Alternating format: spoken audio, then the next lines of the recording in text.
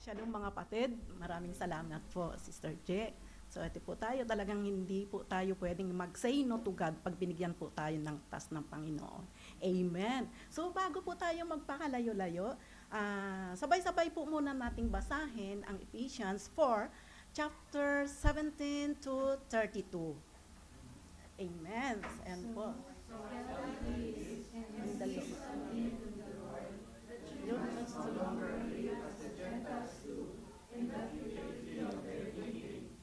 Are darkened in their understanding and separated from the life of God because of the ignorance that is in them due to the hardening of their hearts.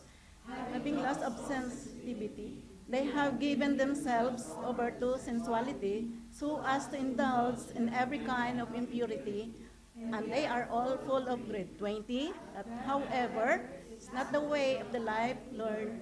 When you heard about Christ and were taught in Him, in accordance with the truth, thus in Jesus.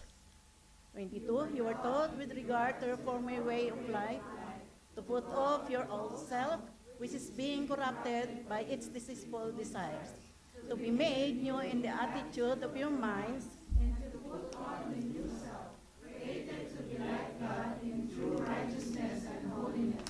Therefore, each of you must put off holiness.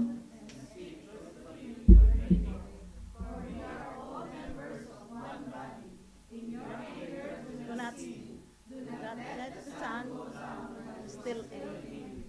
And do not give the devil a foothold. Anyone who has been stealing must steal no longer, but must work doing something useful with their own hands, that they may have something to share with those in need. Do not let any wholesome talk come out of your mouths, but only what is helpful for building others up according to their needs, that it may benefit those who listen. 30, Holy Spirit of God, with whom you were sealed for the day of redemption, get rid of all bitterness, rage and anger, brawling and slander, along with every form of malice. Be kind and compassionate to one another, forgiving each other, just as Christ, God, forgave you. Amen. So tayo po ay mag-pray. Praise God. Hallelujah, hallelujah. Lord, alam po namin na andiyan ka, Panginoon. Lord, ikaw po ang dapat pasalamatan, ang dapat pong sambahin, Panginoon. Lord, ikaw po ang nagbigay ng buhay sa amin. So alam po, Lord, basagin mo po ang aming puso, Lord, na matigas po. Alam po namin sa oras na ito kung ano man po ang gusto mo sa amin, Panginoon. Lord, ikaw po ang nakakaalam, Lord. Alam po namin in the power of your cross, mababago po kami, Panginoon. Lord, kabayan mo po, ikaw lamang po ang aming makita at marinig sa oras na to. Itago mo po ang inyong lingkod, Panginoon, sa iyong likuran, Lord. Ikaw po ang tumayo at ikaw po ang humarap sa mga kapatirang ito, Panginoon. Ibuuin mo po ang puso't isipan ng bawat isa, Panginoon. Lord, alam po namin na gusto mo po, ikaw lang ang aming Panginoon na masusunod at wala nang iba, Panginoon. Lord, maraming salamat po sa lahat ng ito. Ito po ang aming panalangin sa pangalan ni Jesus na aming sariling tagapagligtas. Ang lahat ng nagsabi ng Amen. Amen. Hallelujah. Habang may buhay, may problema. But God is good all the time. All the time, God is good. Amen. Napakabuti ng Diyos. Sapagkat andito po tayo ngayon sa tahanan niya. Di po ba? So, bago po tayo magpakalayo-layo, sabi po is,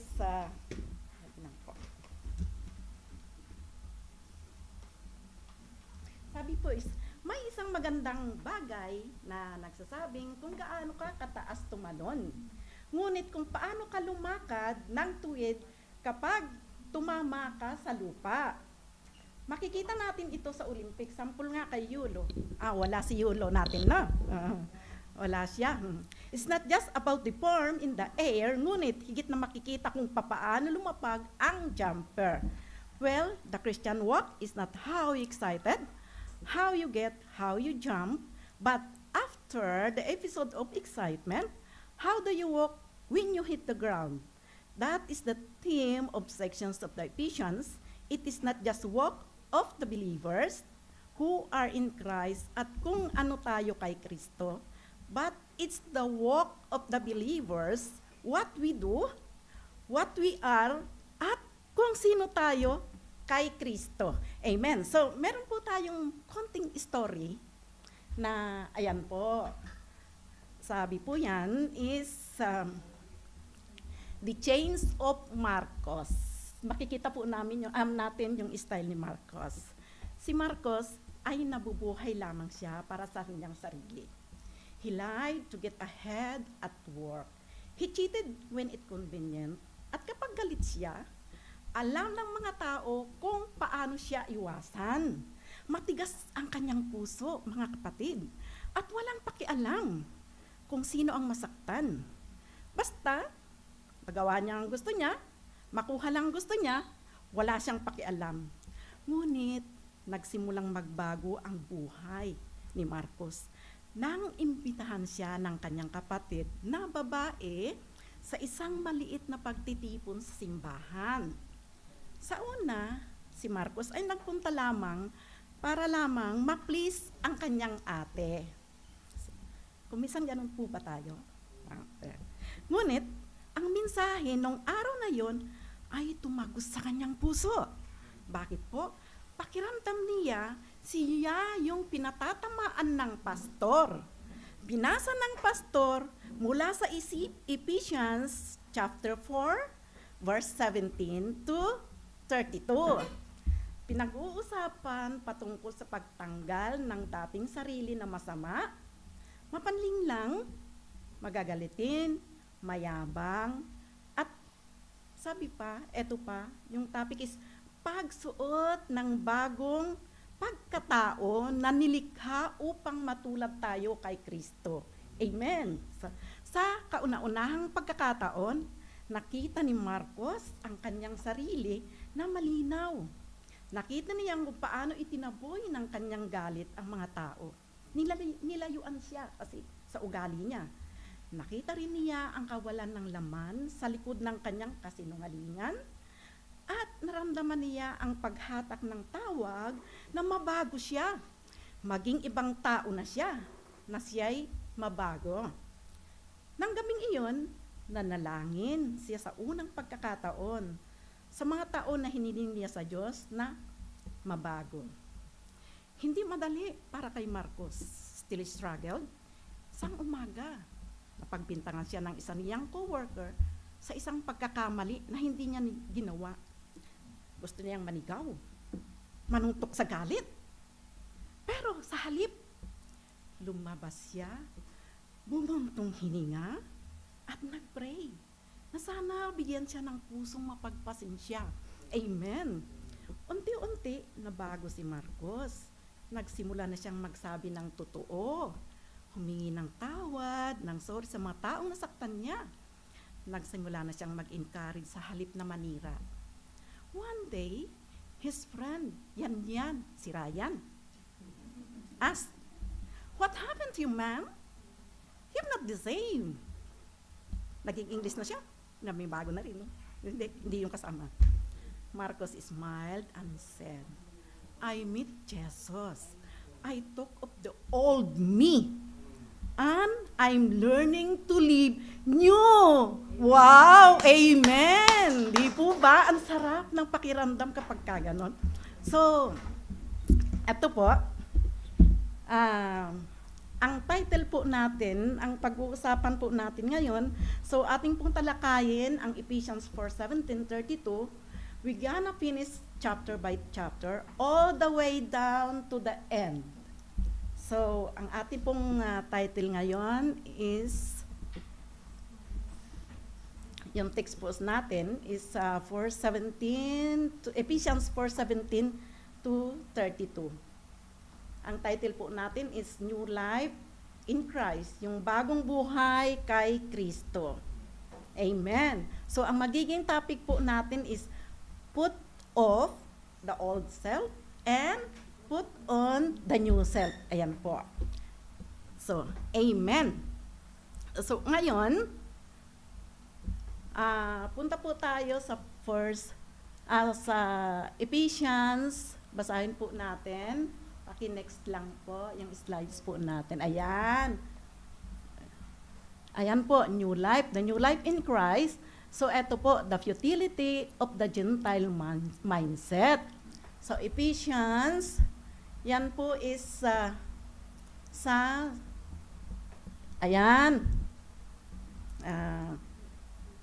So, bago po natin mag-start po, eto po, puntahan po natin, basahin po natin yung verse muna sa Ephesians verse 17. And you,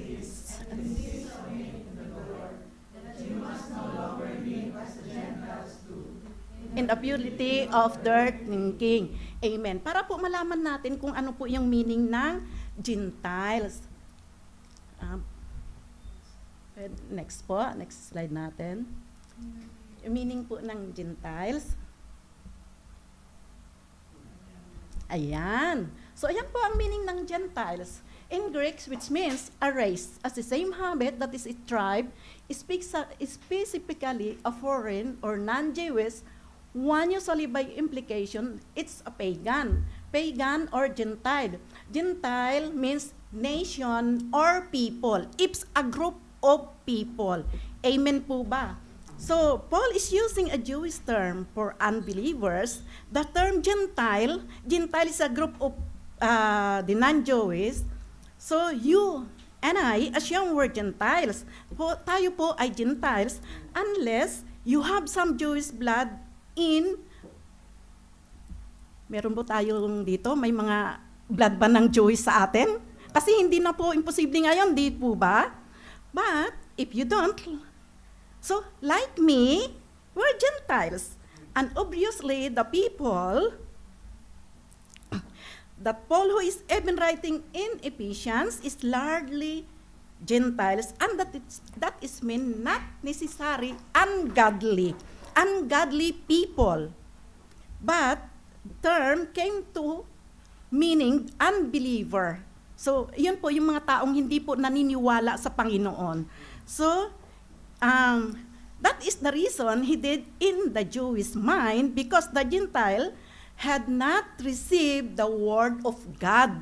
Wala pa po sila, hindi pa po sila nakakaalam. Wala pa po sila alam tungkol sa Panginoon. They know nothing, the wisdom of God, sa kanilang buhay. So, nakikita sa kanila mga kapatid. They live in immortal lifestyle. Sila po yung mga Gentile. Because they did not receive the morality of the law of God. So, the term Gentile to mean unbeliever or worldly person, which we would say today. I would say probably, say to you, don't walk like a Gentile walk. Don't walk the word, don't live the unbelievers, atheists, godless people. So it says in verse 17, ayan o, kapatid ulit yung verse 17. They walk in the futility of their minds. That word futility is pointless, useless, empty. So, don't walk in emptiness of Gentiles, unbelievers. So, don't walk in the futility. Mga kapatid, natatandaan niyo po ba? Nung wala pa tayo sa Panginoon, remember the things na na-dominate ang ating isipan, ang ating puso, ang ating kaisipan. Nabubuhay tayo kung ano ang nakapagpapasaya sa atin. Masunod lang ang kagustuhan, di ba? Yung nakaka-feel better sa atin, mga worldly things na nagagawa po natin noon na to make us happy, that's empty. Walang kabuluhan po ang lahat ng bagay na yon. Tulad mo, nagpo-post po tayo kuminsan sa Facebook, hindi po natin alam na iyon pala ay mga walang kabuluhang bagay. Di ba kung minsan kung ano-ano na lang pinopost natin, so it might be interesting or might be humorous, o yung barkada, kung minsan na ipopost natin sa inuman, sasabihin, oh, konti lang naman to eh. Yung konti-konti, nagiging container na. So, ano nangyayari? Nagiging ugali na po natin yon. Di po ba? Amen!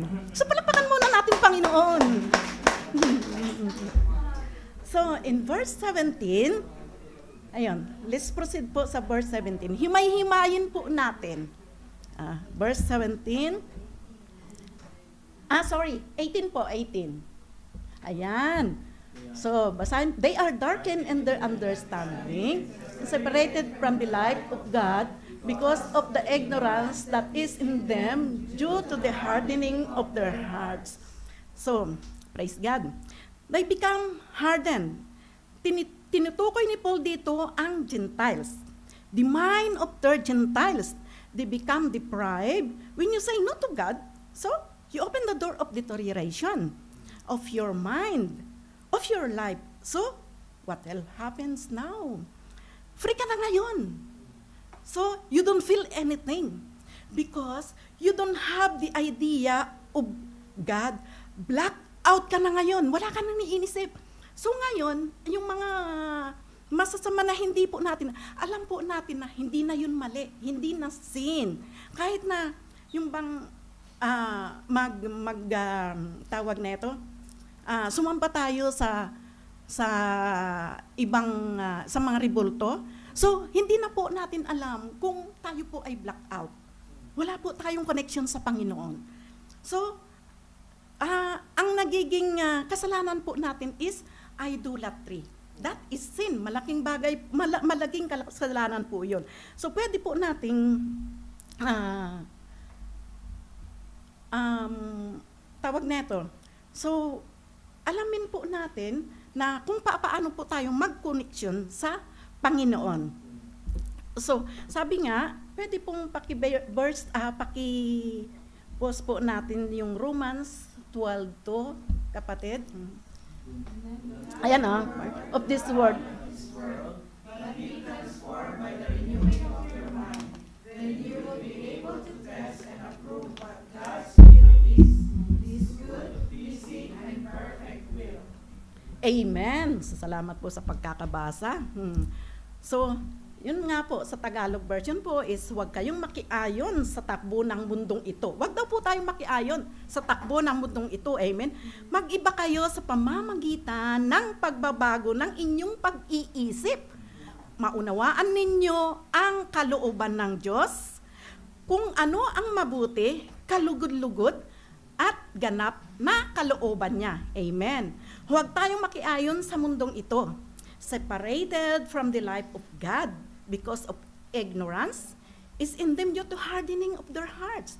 We will notice that more we shut God, the more we shut the Word of God, so the more na tumitigas po ang ating puso. Di po ba?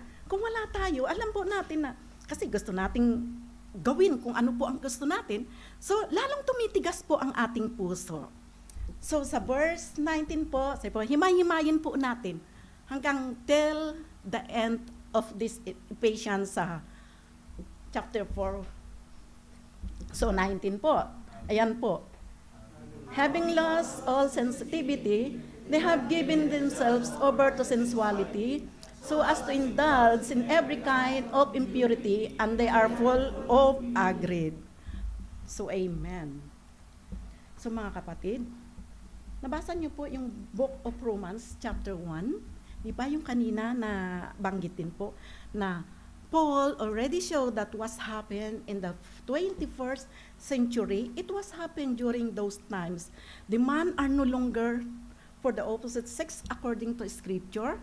They are looking for the woman and another woman. Noon daw po, sa Egypt po, na sinasacrifice daw po nila yung mga bata, yung mga babae po, tapos yung mga bata, binibigay po nila, yung mga young adults, yung mga bata po, ibinibigay daw po nila sa mga adults.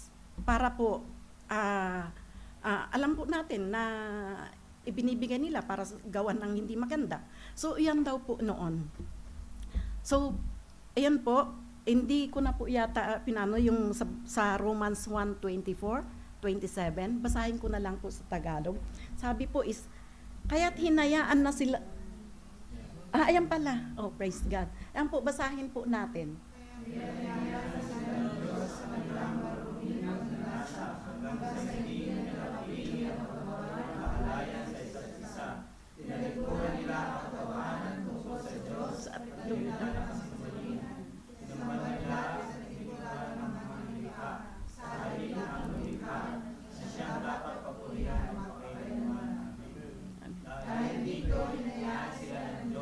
Mahalay yung pagnanasa.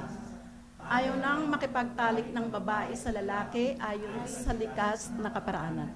At sa halip ay sa kapwa babae sila. Ganon din ang mga lalaki ay na nilang makipagtalik sa mga babae ayon sa likas ng kaparaanan at sa kanilang kapwa lalaki sila na humali. Ginagawa nila ang mga kasuklang-suklang na bagay, kaya't sila ipaparusahan ng narapat sa Amen. So, kung iisipin mo po yun, baka kapag wala po tayo sa Panginoon, baka one day, pwede na sa kanila kasi hindi po nila alam. Baka magpakasal na sila sa isang kabayo, di po ba? O napakasama, di po ba? Kasi hindi po nila alam eh. Wala silang connection sa Diyos. So, amen. So, proceed po tayo sa next verse.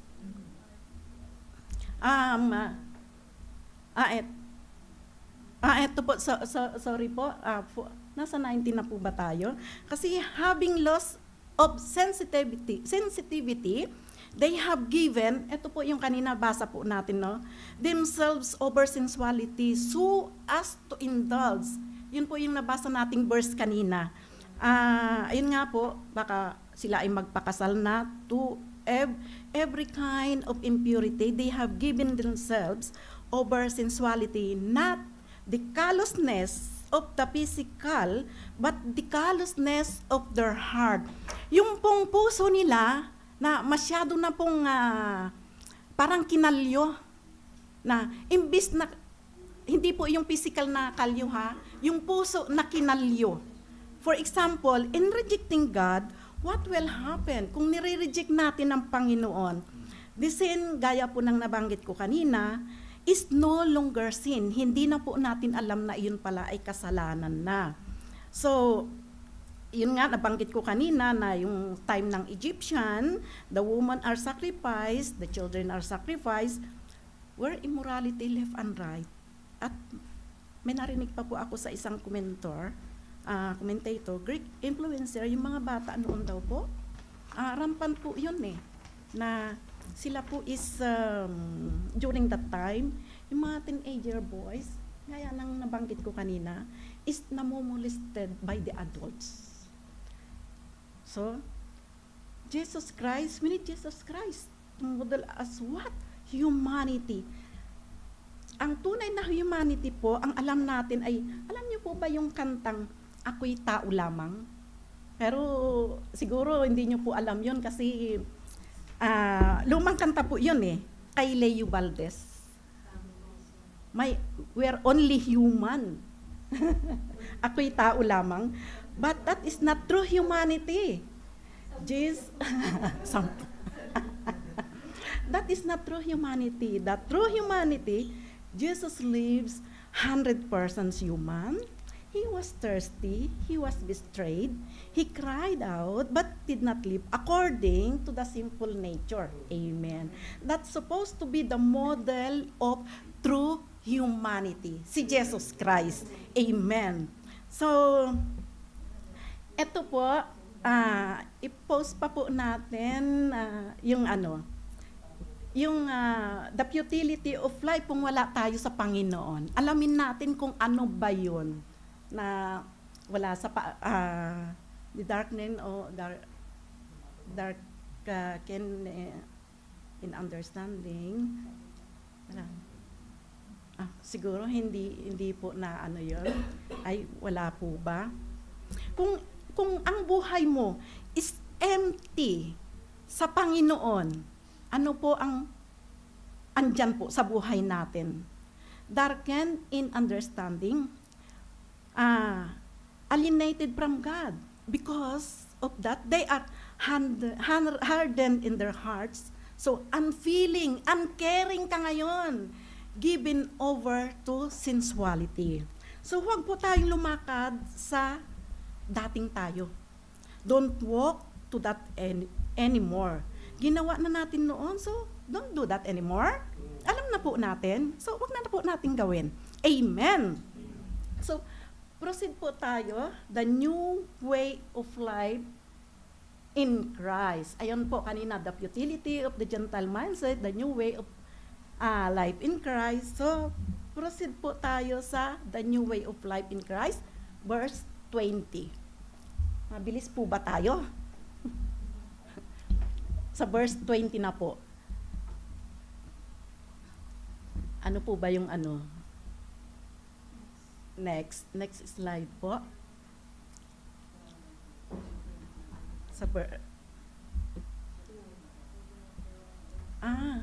Hindi po pala na ano. Verse 20 is, you however did not come to know Christ that way. So, wala po, hindi po na ano. So, basahin, ano ko na lang po, explain ko na lang po. You, however, did not come to know Christ that way. Paano hindi mo nalaman, di po ba? You, however, did not come to know Christ that way. What is the way? The Gentiles' way or pagan way? Imagine when Paul later read in Asia Minor where immorality and sexuality and different kinds of impurity and happenings in the part of the world. So it is natural during those times at hindi kasalanan nung panahon, yung panahon na yun. Kahit ganun yung ginagawa nila, hindi nila alam na yun ay kasalanan.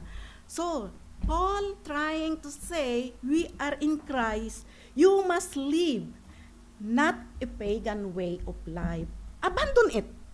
No longer as a Gentile way, and God has given a new garment sa atin po. Metaphor yung sinasabing new garment, yung bagong bihis para kay Kristo. So, eto po, let's proceed to, tingnan po natin, verse 21. The new way of life in Christ.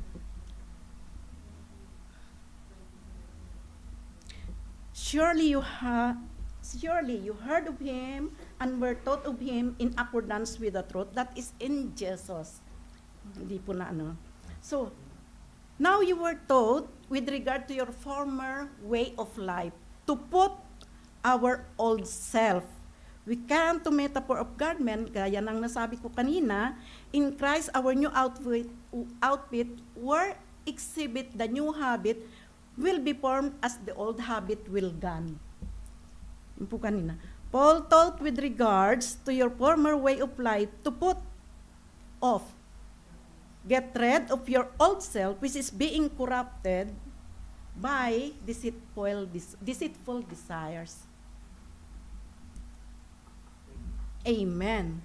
So, how many of you have a favorite clothes? Yung old clothes na gulag-gulanit na, but it feels comfortable, di po ba? Kung nasa bahay ka lang, yung shirt na tagalit na rito, wala nang garter. But we love to wear those clothes, di ba? Because we feel comfortable. So, and our wife, yung asawa po ninyo, binilhan po kayo ng pajama. And yet, in the end, you are still wearing the gulag-gulanit, butas-butas na, but it feels comfortable. Binabalikan natin yung lumang damit, kasi pamilyar po tayo dun eh.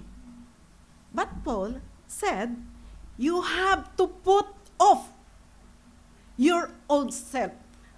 Tanggalin po natin yung luma nating pagkatao at ibihis po natin yung binigay po ng Panginoon ng bago. Amen. Yung bagong garment.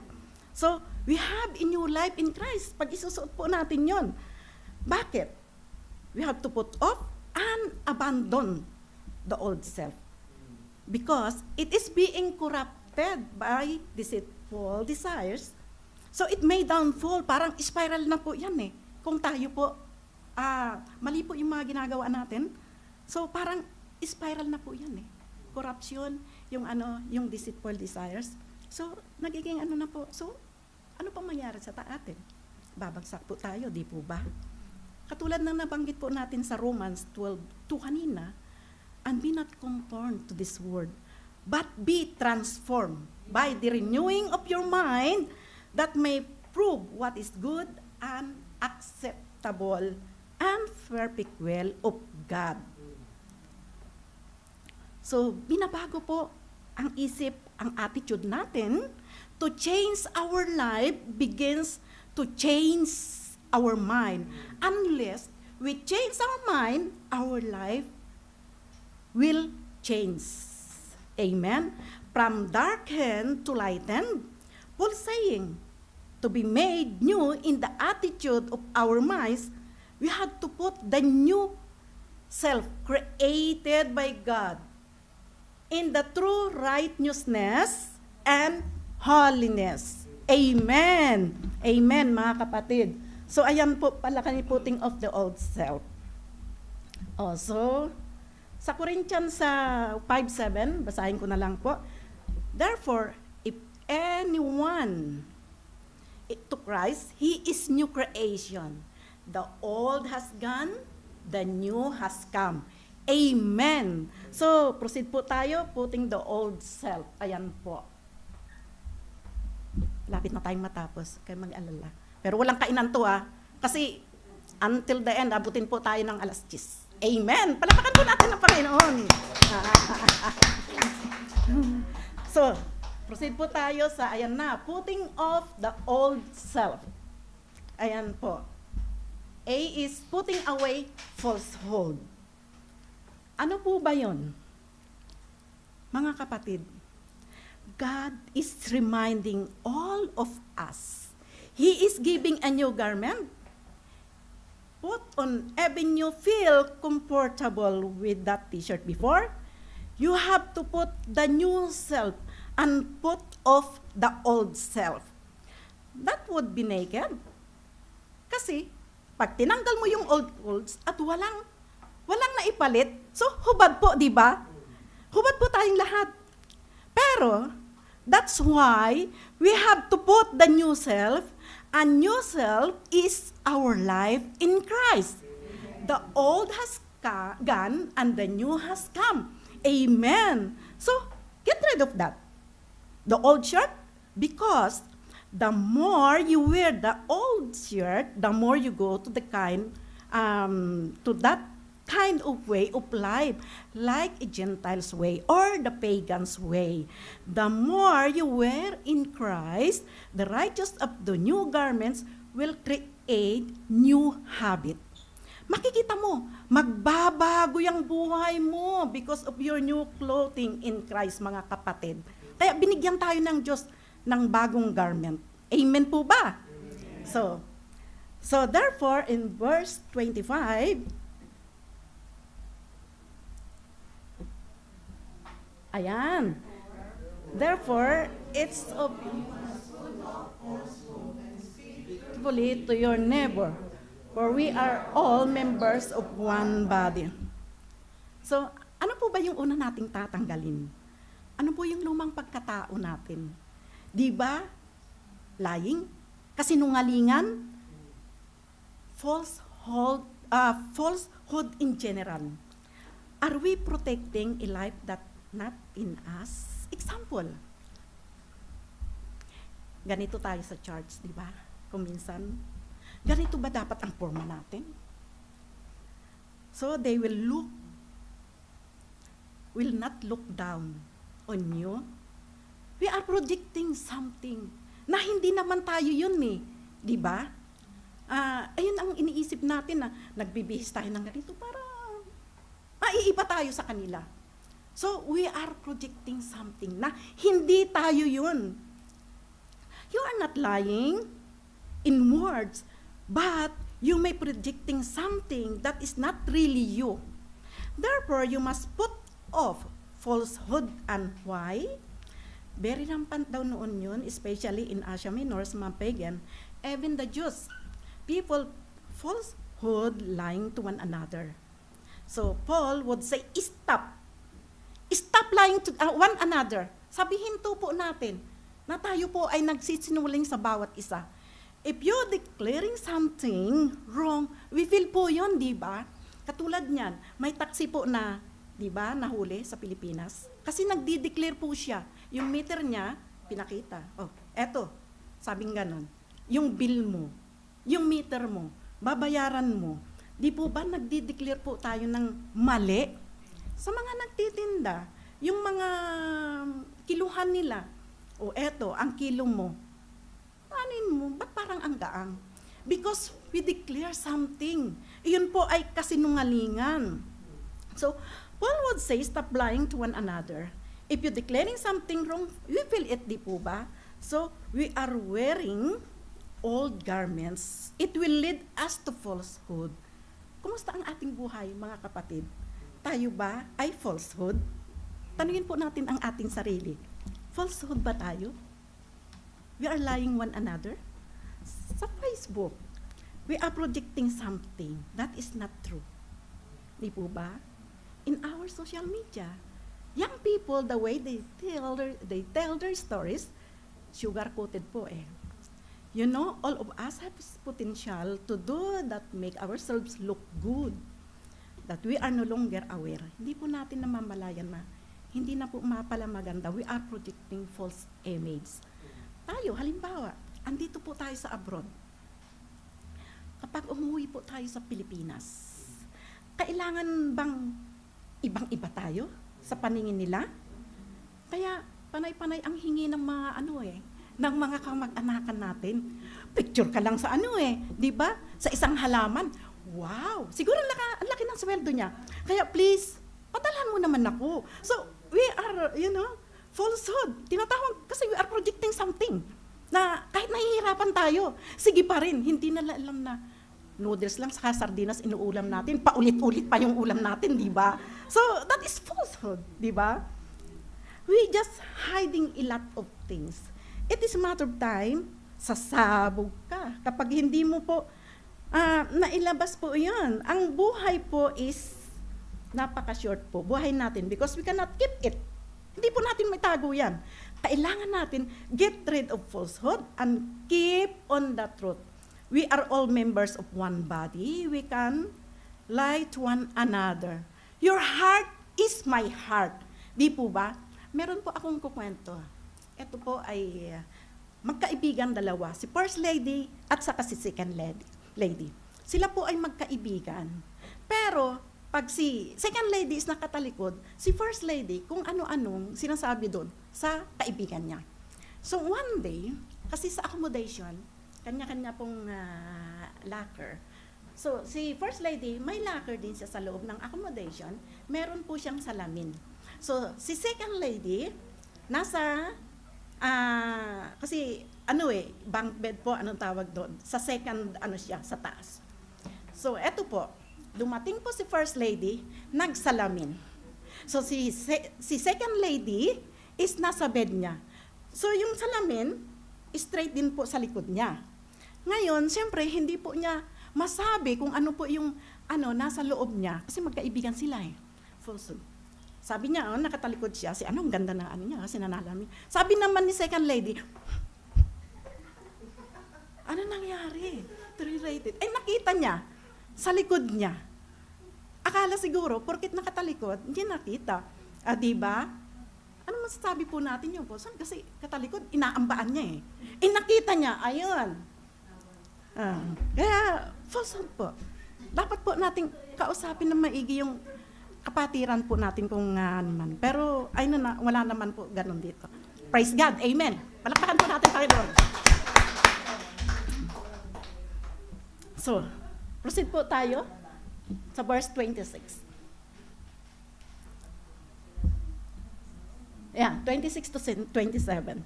So, 26, basahin po natin. Muna ako. Do not let the sun go down while you are still angry, and do not give the devil a foothold. Amen. Amen. So, yung verse 27, neither give place to devil. Di po ba?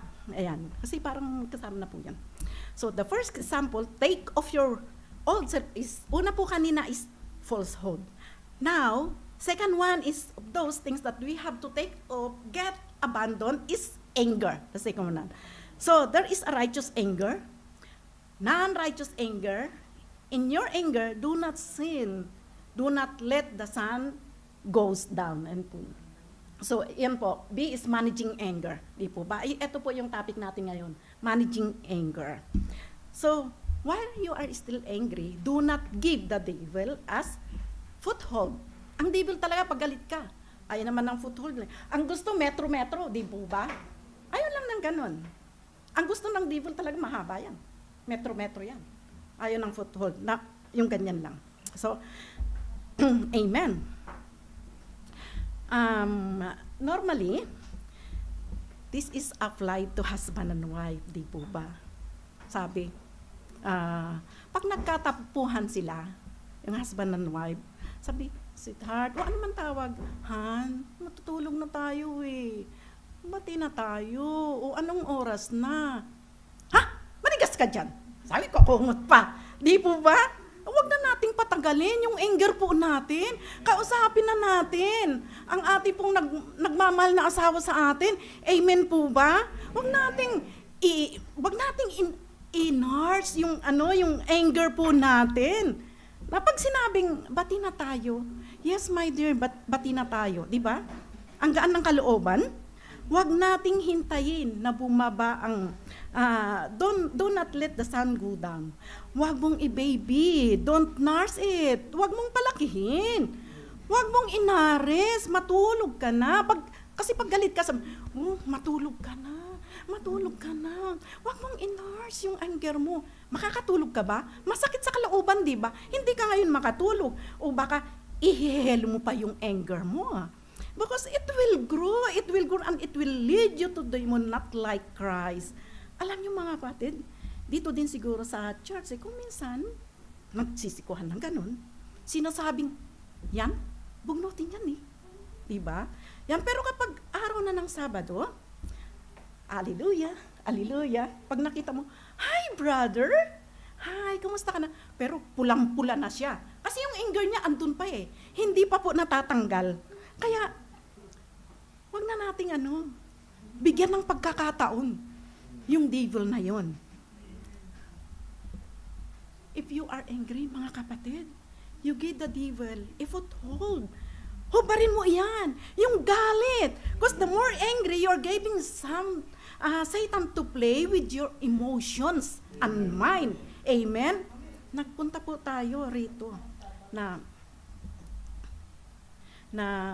ayun po, para po tayo mabago, di po ba? Amen. Kasi meron din pong righteous anger. Merong non-righteous anger at righteous anger. Example po, ang ating Panginoon, si Jesus Christ. Di po ba nagpunta sa temple, he saw the money changer and people selling dove and turn the temple into market. Di po ba? Kung alam po natin yon, kung maalala po natin yon, na ginawa ng market yung temple. Jesus was so angry that time, but angry righteously. He turned the money changer tables upside down, and after that, he's done. Finish na po. Tapos na po, di ba? Wala naman tayong mababasa sa Bible na he's angry, angry, angry. Di po ba? Wala. So, amen. Kasi righteous anger eh. Pwede naman tayong magalit na hindi po tayong maggagawa ng kasalanan. Di po ba? Amen. So, eto po tayo ngayon. Let's proceed to our another topic. Putting on the new self. Ayan. Nasa number 3 na po tayo. So, one is honest labor. Sa verse 4:28, basahin po natin.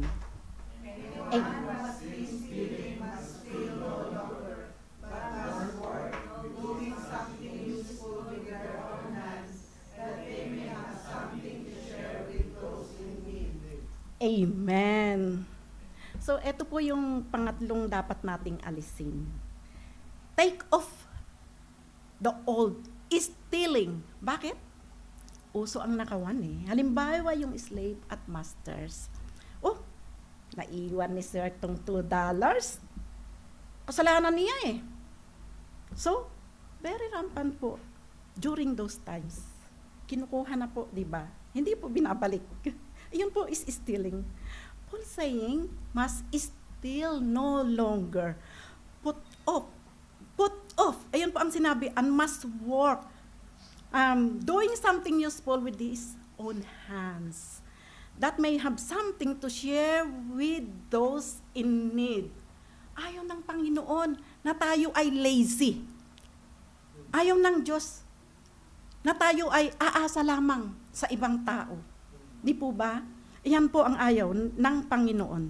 We does not work, should not eat. Kung hindi ka nagtrabaho, hindi ka makakakain. Di po ba? Meaning, talagang iyon ay ayaw ni Lord ng tamad. Stealing is another thing that we put off. Alisin po natin sa ating sarili, yung stealing. So, basahin po natin kung ano po yung sinasabi ng 2 Thessalonians sa 3:10. Wala po ba dyan? Ito na lang po. Basahin ko na po sa Tagalog. Nang kami ay kasama sa 2 Thessalonians 3:10 po. Nang kami ay kasama po ninyo, ito ang tinuro namin sa inyo. Ang ayaw magtrabaho ay hindi dapat kumain. Hindi raw dapat kumain, yung mga ayaw magtrabaho. Paano tayo yung mga lazy, mga tamad. Paano kakain? Ayaw ng Panginoon yun. Hindi dapat tayo kumain. Amen. Sakit nun, no? Dapat tayong magtrabaho, magbanat ng buto. So, ito po. Next, na tayo?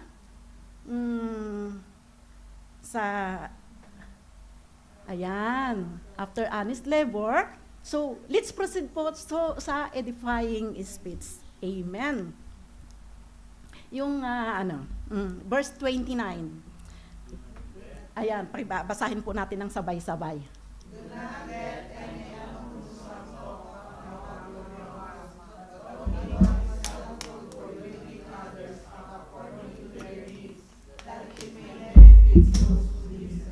Amen. Sa verse 29 po, no? So, Paul speaks. Sinasabi po, do not let any unwholesome talk. Yung mga kabastusan po is unwholesome talk. Yung mga kabastusan, and sometimes it come out in our conversations that are very hurtful for others who are listening. Kung minsan, ginajustify po natin na intindihan mo na lang ako, ganyan. Di po ba? Kung minsan, ako yan eh. Kung minsan, ginajustify na, ako yan eh. Hayaan mo na lang, ako to eh. Pero, sabi nga po, sinasabi nila, that's me before. Pero, sabi ni Paul, take off the old life and put the new garment that is getting rid that out in your mouth. Yung lumalabas po na hindi po maganda sa ating bibig. Only what is helpful for building others up, according to their needs, that it may be benefit to those who listen. So, have you ever experienced sometimes na meron tayong bagong kapatiran, but people like us na matagal na tayo dito sa ating simbahan na, tapos talking that way, hurtful, harsh words, sarcastic kung minsan. Pero napipil po natin na kung minsan nagigilty po tayo na ano po natin na hindi po tama yun, di ba? Hindi po proper. It hurts the people who are listening to us. Isa na yun dapat nating alisin. Sign of maturity. Amen? That we should be careful to our words. Amen po ba? Praise God. So, let's proceed to another topic po, yung grieving the Holy Spirit. Kung paano po natin i-grieve yung Holy Spirit. Verse 30. Verse 30 po. Pwedeng sa slide po natin. Ayan. The Holy Spirit God, with whom you were sealed for the day of redemption. So, amen. So, do not grieve the Holy Spirit. Do not grieve the Holy Spirit. Do not steal the smile in the Holy Spirit. Do not grieve the Holy Spirit of God. Amen po ba? Minarkahan na tayo ng Holy Spirit. And Holy Spirit is working in you. And me also. Hindi lang kayo, ako. Sama-sama po tayo. Lahat po tayo. Holy Spirit is working in us. Every time you say those falsehood, anger, those unwholesome talk, unrighteousness, stealing and lie, all those things create division, and then you will hurt each other. You're hurting the Holy Spirit, mga kapatid. You're grieving the Holy Spirit of God working among you. Amen. So, wag po natin i-grieve ang Holy Spirit. Amen po ba? Amen. So, palakpakan po ulit natin ng Panginoon. Wag po natin i-grieve ang Holy Spirit. Amen.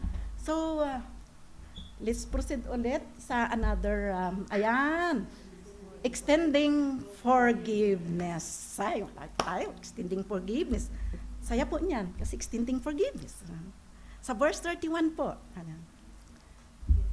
Ayan, sabay-sabay po nating basahin. Brawling and slander, along with the reformed malice. Be kind and compassionate to one another, forgiving each other, just as in Christ to God forgive you. Ayun po, ulit diba? Sabi nga po, get rid, abandon it. Yung puot, yung galit, words that is malicious, minsan, patanong, minsan, pero may motibo. Madalas din na nakaka-encounter po tayo ng ganun, diba? May intention na kaya tinatawag is my intention to destroy. That is malice po. Example, uy, alam mo ba, talaga bang sinabi niya? Pangit ka?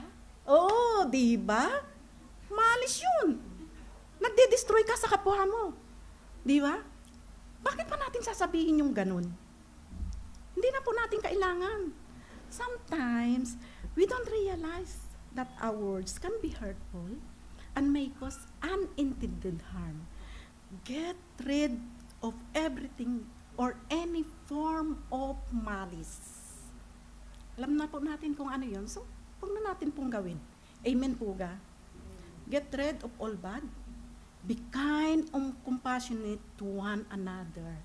Sabi po, sa verse 32.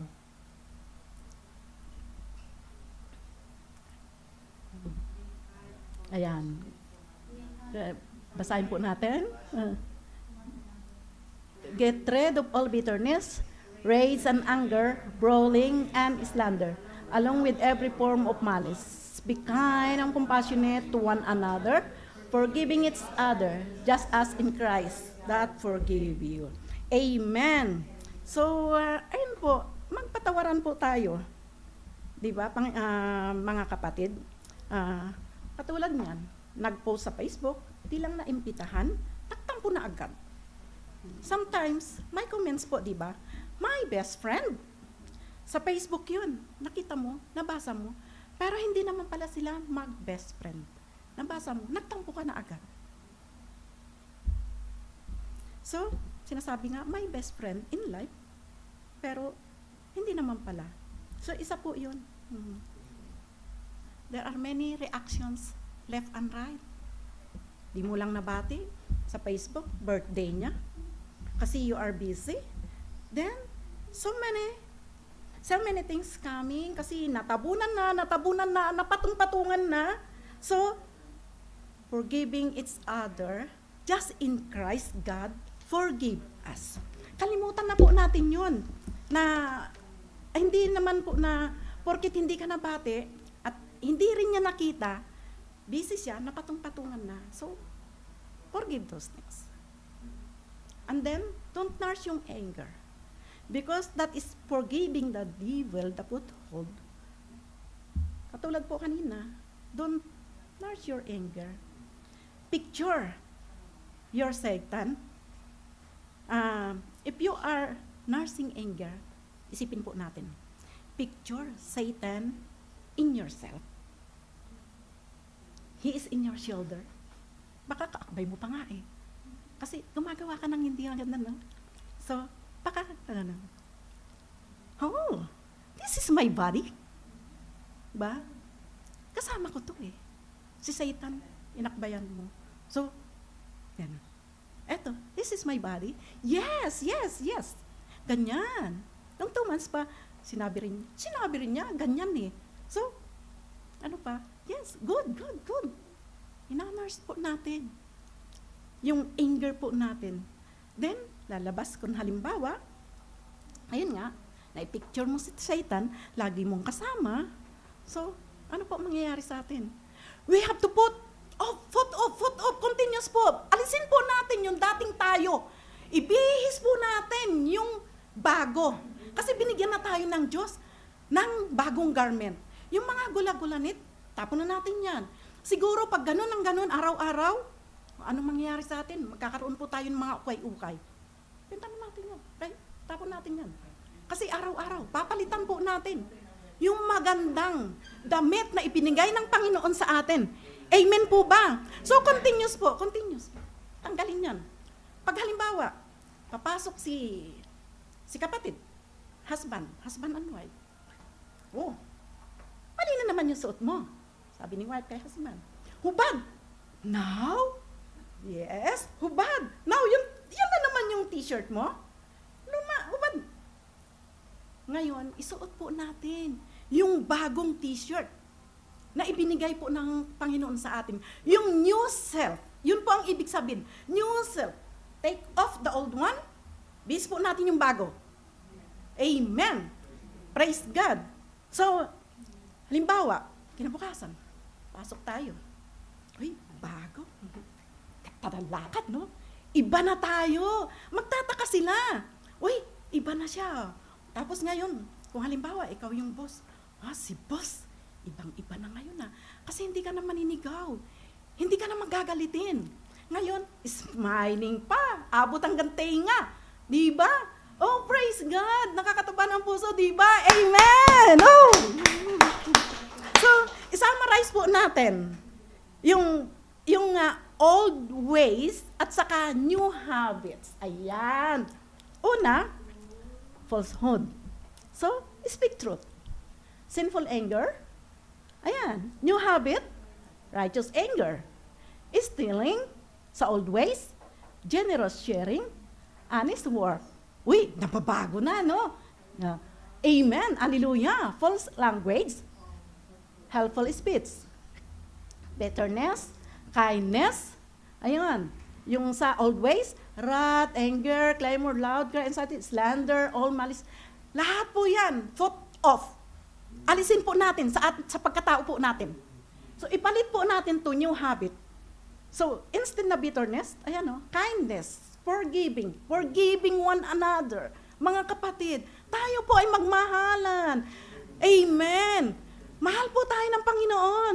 Hindi niya po tayo hahayaan. Amen.